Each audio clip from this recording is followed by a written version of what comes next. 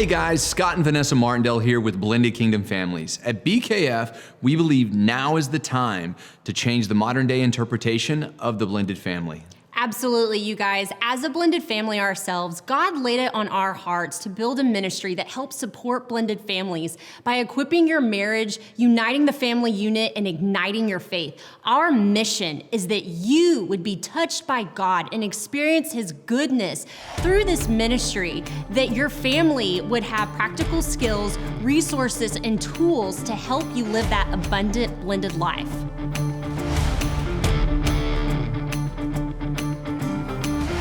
To feel good. Yeah. Okay. Hey guys, Scott and Vanessa Martindale here with Blended Kingdom Families. So great to have you with us and so great to have Melissa Clark with us today. Hey, Melissa, we are so excited to have you here, Melissa. Thank you for joining us. You're so welcome. I'm happy to be here. Yeah. Well, you guys, just to tell you a little bit about Melissa, she is a wife, a mama, a counselor, blogger, and speaker. She does all the things. She's fabulous. She lives here in the Dallas area with her hubby and two amazing kiddos and a rescue dog, and you're about to get a new puppy tomorrow. Yep, new puppy tomorrow. So that's exciting. Very exciting. Love new puppies. We just got a new puppy. We have a new Ollie. Good luck. So cute. I'm ready to lose the sleep. Yes. Just a little bit about Melissa's background. She's a licensed professional counselor here in the Dallas area. And when she isn't counseling or speaking or blogging at melissaclarkcounseling.com, you can find her sifting through clearance racks or pursuing an online deal and looking for her next travel destination. My list is long right now. I'm like, ready. I can imagine after this crazy season. Yeah, everyone's, I know we're definitely ready to travel. I've not been on a plane in a long time. I know. Yeah. Need to travel. So grateful to have you here. Great background. But tell us more about you. Just tell us a little bit about yourself, kind of how you got to this place in life. Such a good question. I would say I really developed a passion for people at a very young age. My grandmother was diagnosed with schizophrenia, but it was back, decades ago before we really knew about mental health. And so I really think she had bipolar type 2. And I had a moment in my life where she started yelling at me. And it was my one time to ever meet her. I never met her except for that one time. And when I learned that she had mental illness, there was something that kind of clicked in my brain, and a seed was planted in my heart that said something to the effect of like, you are here to help people like her. Wow. And so I call that an activating moment. And so I just developed a passion for people. I like to joke, this is it. This is all I can do. Like out of the personality inventories, the professional tests, this is it for me. Yeah. And so I just developed a heart for people, and I knew at a very early age that I wanted to be a counselor.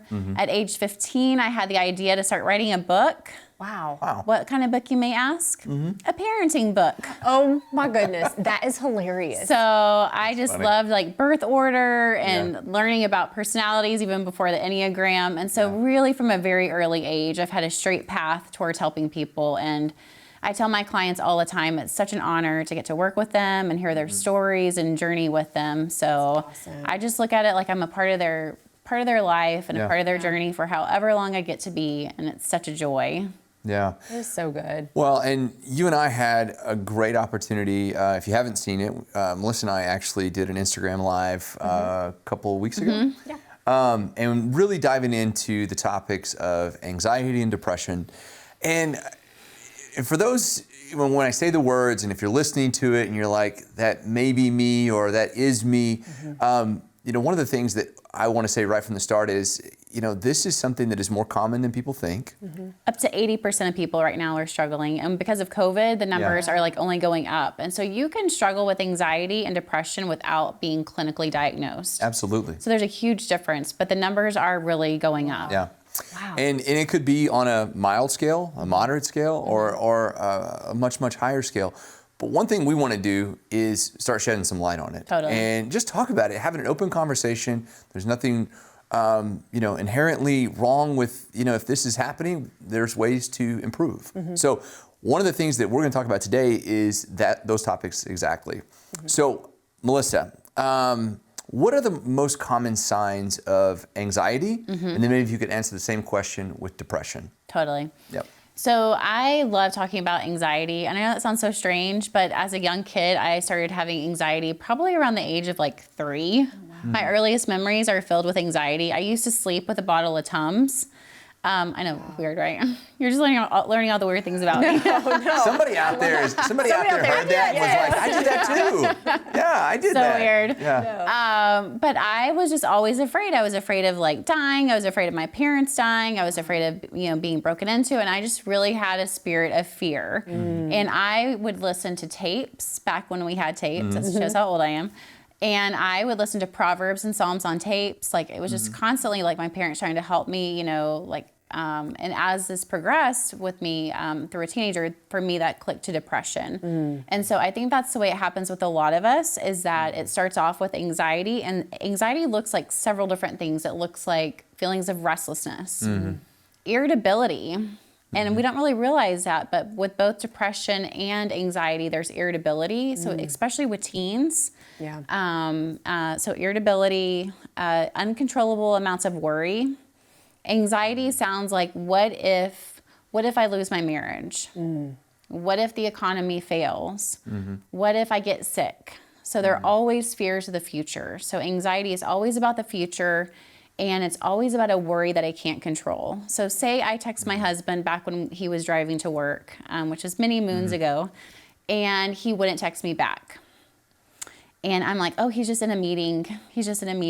But then I text him again, no answer, when he would typically answer me right back. And then an hour goes by, and next thing you know, I'm a widow.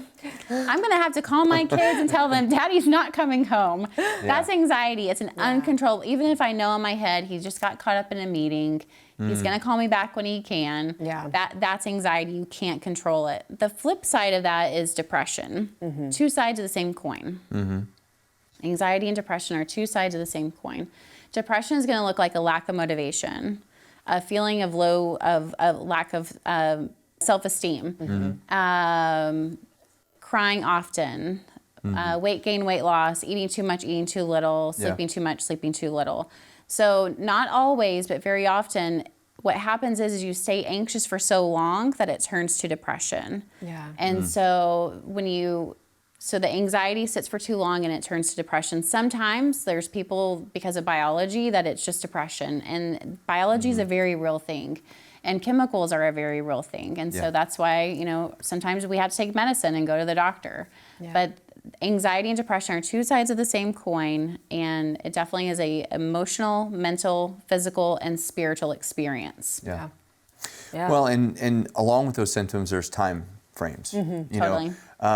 So whether that's, I think, is it 2 weeks? Is that about the right time frame in terms of saying, hey, if I'm experiencing these symptoms for this extended amount of time, then it's time to talk to somebody.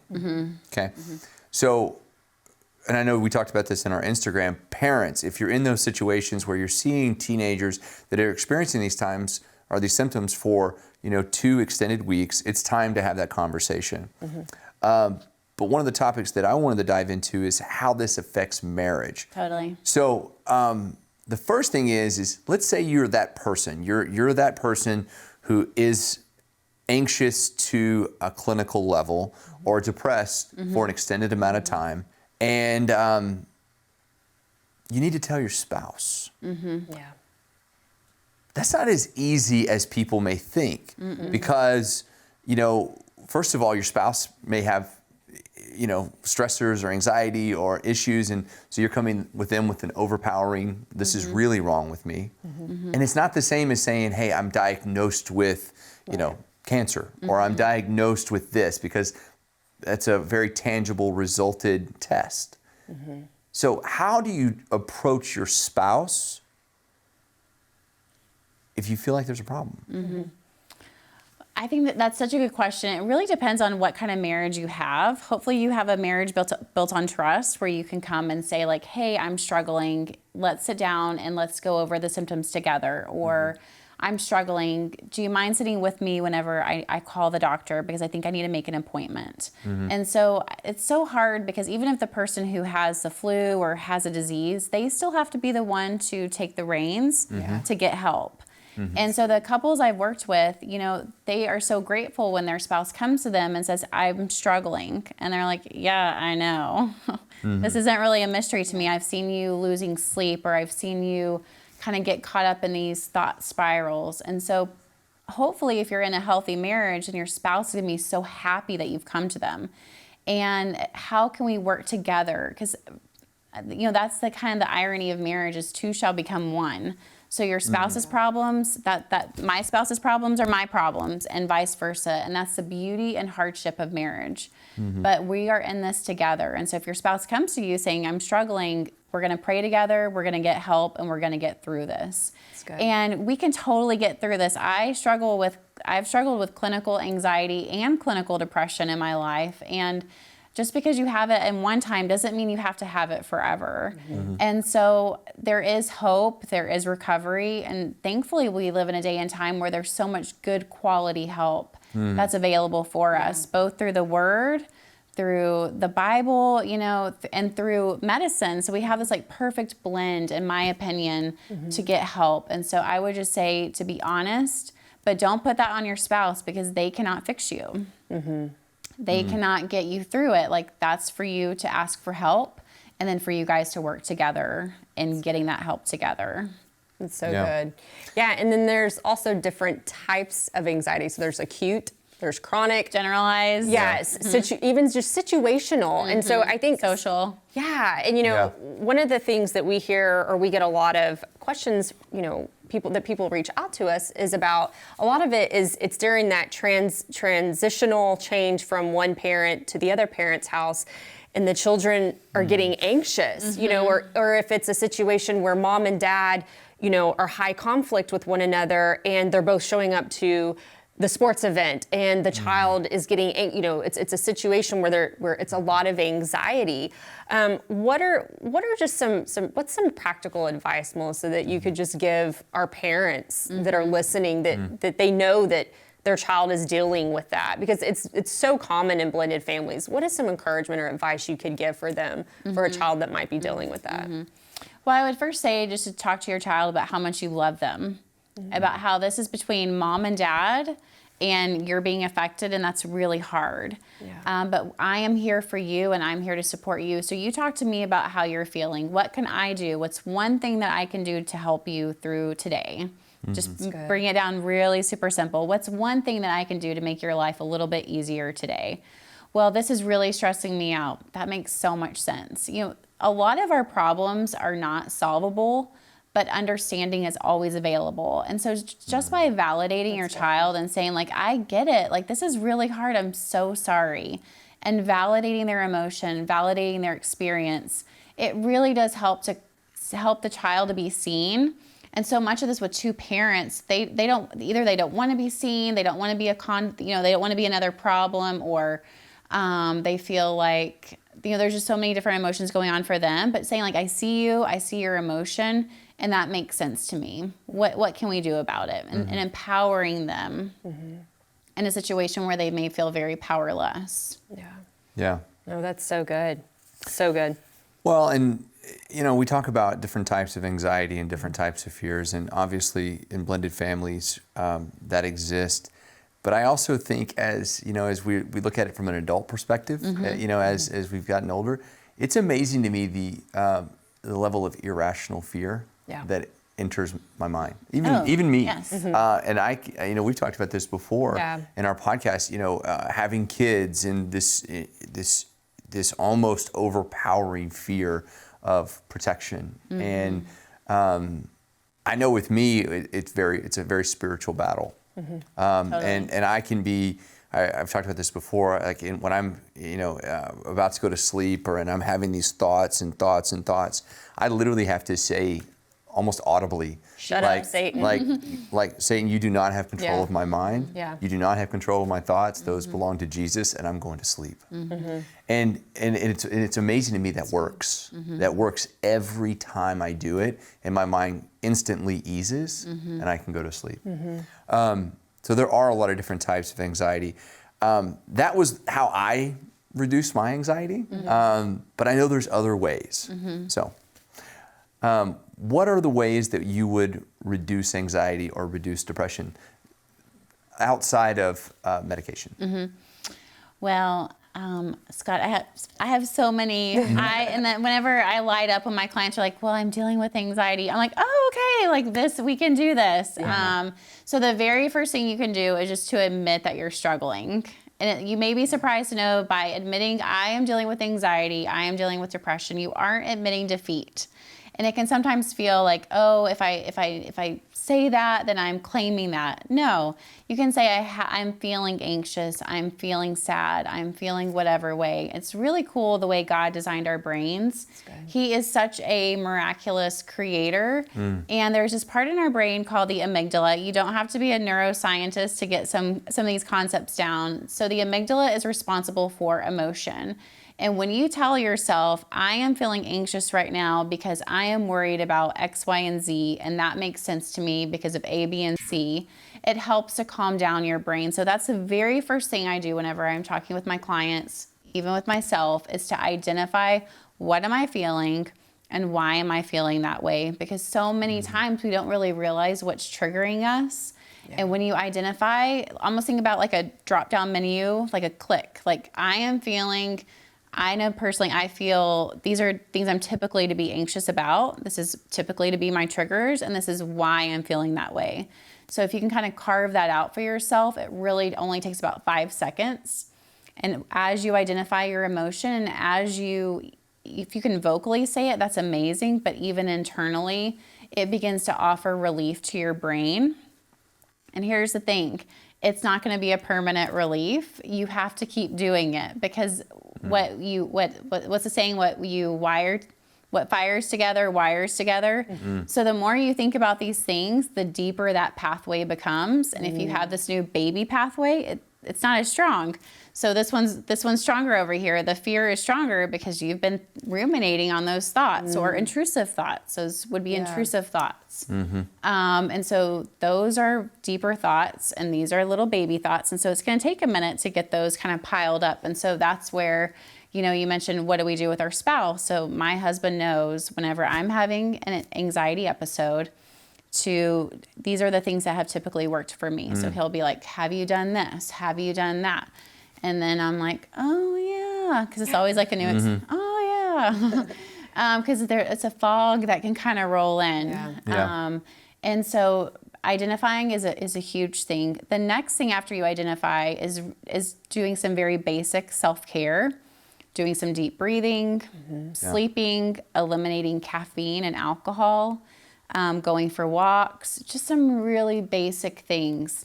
Most of my clients that I work with, and of course I can't make any guarantees, I'm making no promises, every story is different, but most of my clients pretty quickly go from like a scale of an 8 of an anxiety, from 1 to 10, down to about a 4 or 5.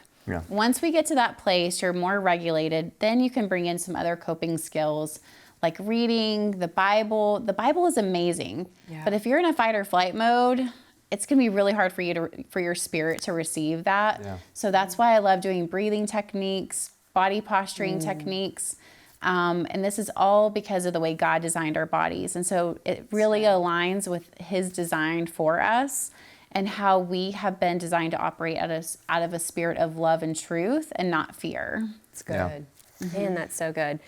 When you were reading that, Melissa, I was thinking of Philippians. It's 4:6-7, and it's be anxious for nothing, but in everything by prayer and supplication with thanksgiving, let your requests be made known to God, and the peace of God, which surpasses all comprehension, will guard your hearts and minds in Christ Jesus.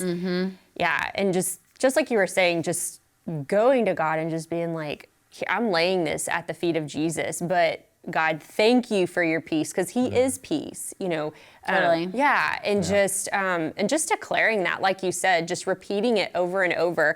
We learned, something in class, and it's when we're talking about like declarations and speaking positive words over yourself, the more and more we do that, the more and more it's almost like we believe that. But if we were constantly hearing the negative or thinking the negative, it's just going to spiral down and get worse and worse and worse. And that's one of the benefits of counseling is you have somebody that says, like, I'm hearing you say you're worried about this, this, and this because of that, and that. And they're like, oh yeah, I guess so. Yeah. And so, yeah, I love that scripture so much. I think Philippians 4, we're not supposed to have like recipes for living from the Bible, but that chapter is like a very good flow, if you will. Yeah. And I like the translation that says in prayer and petition, because I imagine like those old timey scrolls that go out the door where you're like, I'm worried about this and I'm worried about this. And God has all the attention in the world for you. Yeah. And so you can tell him every fear that you have, and he will never get tired of it. He's not overwhelmed by it. And that's why you have crazy peace, is because your circumstance may not have changed, but in giving it to him and praying through it, you've helped to calm down your brain and you've acknowledged what's going on. And I feel like that's such an important process, not just to throw it at God and say, God, I'm stressed, help me feel better. Right. That's not prayer and petition. You're not telling him everything. So it really is, and some of my worst anxiety moments, what I have done is I've taken that verse and 2 Peter 5:7, some other verses. And what I did was I wrote down every single translation that I could find. Wow. It's kind of like Bambi, where the guy says, if you can't say anything nice, don't say anything at all. Well, if you can't think anything good, write down Bible verses. Yeah. And so I would just write down every single translation. And by the time I was done, I felt a lot better, because a lot of anxiety, as you can tell, I'm a quick talker, I'm a quick thinker, my mind's always going. So our brains tend to kind of go with anxiety. Depression is like the opposite of that. We tend to be slow. We feel a lack of motivation, even though we know we should be doing things. And so we feel a lot of guilt, because everyone says if we could just get up off the couch, we'll feel a lot better. If we could go do this, do that. And we just don't really have a lot of drive. And so with that one, I would say if you're feeling depressed, if you're feeling that lack of motivation, you don't really quite know what to do, I would say in those moments just to pick really, really teeny tiny goals. I'm going to get up today and I'm going to go put away that glass. And when I put away that glass, I'm going to pay attention to how that feels, to have some little bit of accomplishment. I'm going to go out and walk for 5 minutes, set really, really small goals. And it's interesting, as we have bad habits, I'm a big proponent of habits. Yeah. I love all the habits books. I love habits because I'm a work smarter, not harder kind of person. Yeah. You can program your brain to do things for you, which I love. But oftentimes when we are in a depressed state, we watch a lot of TV, we watch a lot of YouTube, we're on our phones all the time. We are really engaging. None of those things are bad. I'm on my phone, I watch YouTube, I watch Netflix, but when you consume hours and hours and hours of content, it's not good for us. When your sleep schedule is off, when your eating schedule is off. And so really trying to get back to basics, like a healthy sleep routine is really one of the things I do first with my clients. Because if you aren't sleeping well, if you're going to bed at say 6 a.m., and I have clients tell me this, 6 a.m. and wake up at 3 p.m., you're not going to have a very effective day. Yeah. Just practically speaking. Yeah. And so just kind of doing some really basic actions. I'm all about the practical and then doing the heavy lifting as far as doing that deep emotional work. Yeah. And that's good. Yeah, I think all of that is great information. One of the things you said that I was like, oh, it's the caffeine thing. Let me translate. Drink less coffee. And I know that's going to be hard for a lot of people. Totally. But it's a huge proponent of the way our body's internal chemistry is working by the amount of caffeine that you're drinking. So I love it. Yeah, if you want to know the nerdy science of why, it's because caffeine releases norepinephrine, which is responsible for the fight or flight response. So if you're pumping yourself full of something that's going to make you jittery, then it's naturally going to make you more anxious. Same thing with alcohol. Alcohol is a depressant. It's going to make you feel lower. It's going to make you feel more sluggish. And so these are some very simple things that I'm all about the simple, because when you're struggling, you don't have time for anything fancy. Yeah. It's good. Absolutely. Hey friends, we hope that this episode is blessing your socks off right now, and we just want to take an opportunity to talk about partnering together. If Blended Kingdom Families has touched your marriage and touched your blended family in some way, we'd love to partner with you. At Blended Kingdom Families, we're trying to reach as many blended families as possible, and we can do more with your support. So please take an opportunity to visit blendedkingdomfamilies.com and click partner. Hope you enjoy the rest of the episode.